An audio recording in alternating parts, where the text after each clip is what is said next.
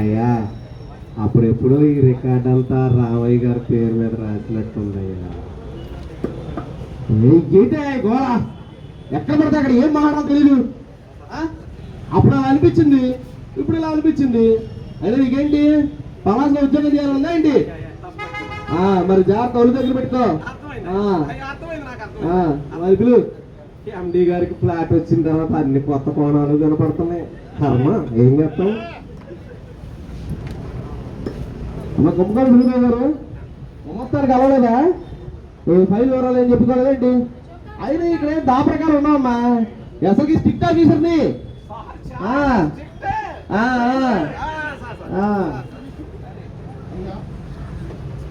అయితే నేను పై కోర్టుకు వెళ్తానయ్యా, సివిల్ కోర్టుకు వెళ్తా.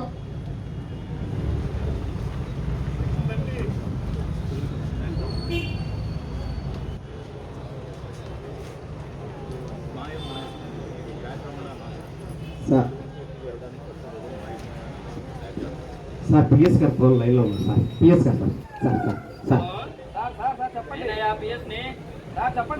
జడ్జిమెంట్ అనౌన్స్మెంట్ చేసావా లేదా? ఎప్పుడు చూసినా దిక్కుమాల చేసుకుని కూర్చుంటావా? కానీ తొందరగా తినాల్సిందంతా తిన్నావు. ఏంటి ఇంకా లేదు? సరే ఓకే.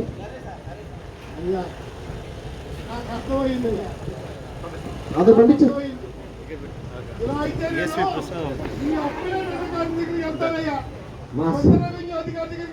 ఆవిడ ఎప్పుడో వెళ్ళిపోయాను పై అధికారి దగ్గరికి. ఎప్పుడు వెళ్తాడట?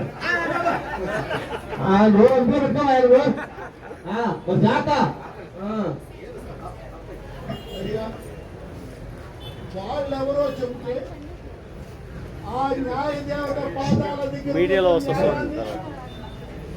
ఈ బ్రోకర్ల దగ్గరికి వచ్చి అదే నా తప్పు. ఇక్కడికి వచ్చి ఏదో న్యాయం జరుగుతుందని ఆశిస్తే ఇక్కడ ఉంది ఏమీ లేదయ్యా. సుమండలు హైదరాబాద్ ఫ్లాట్లు తప్ప ఇక్కడ న్యాయం జరుగుతుందని వచ్చాడయ్యా. ఇప్పుడు ఏం చేయాలి? ఒక పక్కన పెళ్లికి ఎదిగిన ఆడపిల్లలు, మరో పక్కన చదువుకు వచ్చిన పిల్లలు. ఇప్పుడు నేనేం చేయాలి? ఏమీ లేదు. బయటకు నెట్టేవా? లేదు. బయటకు నెట్టేసా సార్ బాగుంటుంది. బయటకు నెట్టే పురుగుల మందు తాగి చనిపోవడం తప్ప ఇక్కడ నాకు పరిష్కారం లేదయ్యా. ఈ పురుగుల మందు తాగి చనిపోవడం తప్ప అయ్యా. నాలాంటి ఏ రామయ్యకు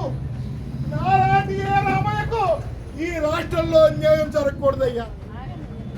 ఈ దిక్కుమాలి చట్టం పోతే తప్ప న్యాయం జరగదయ్యా. అందుకే ఈ చట్టం పోవాలి, అప్పుడు కానీ న్యాయం జరగదు.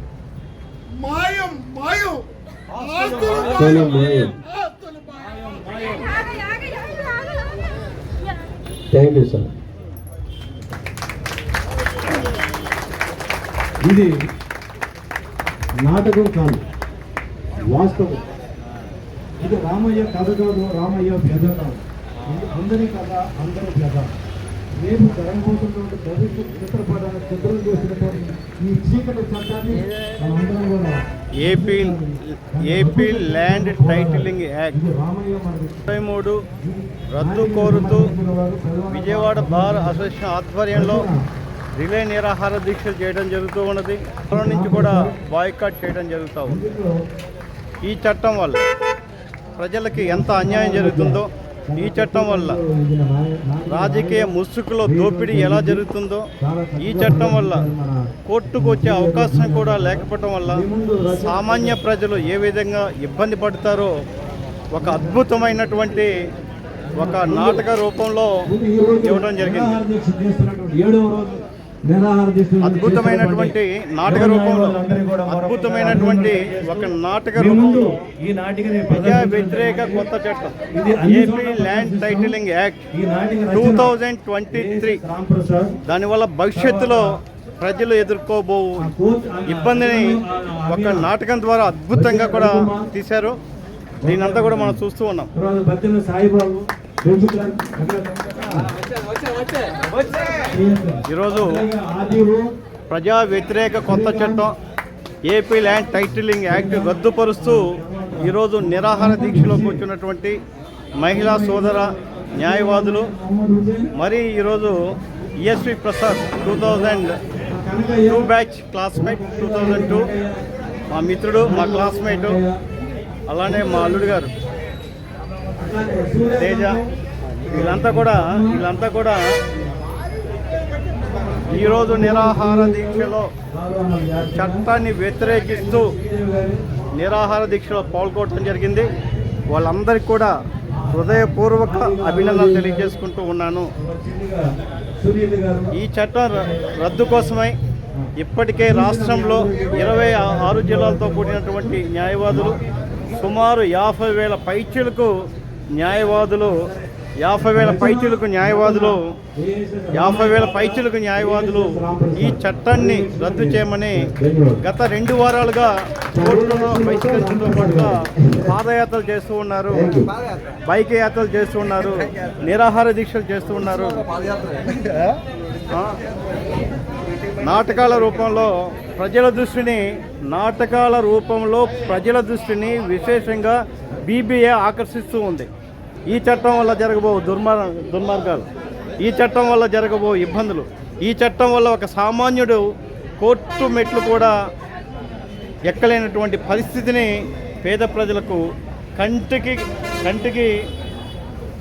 చూపెట్టడం జరిగింది. ఈ కథ అంతా కూడా రాంప్రసాద్ గారి ఆధ్వర్యంలో, సాయి గారి ఆధ్వర్యంలో ఒక అబ్బురపరిచే దానికి రాంప్రసాద్ గారు మొత్తం కూడా ఫ్రీ స్టైల్ దర్శకత్వం అంతా కూడా ఈ కార్యక్రమం చాలా భారీ ఎత్తుగా జరుగుతుంది.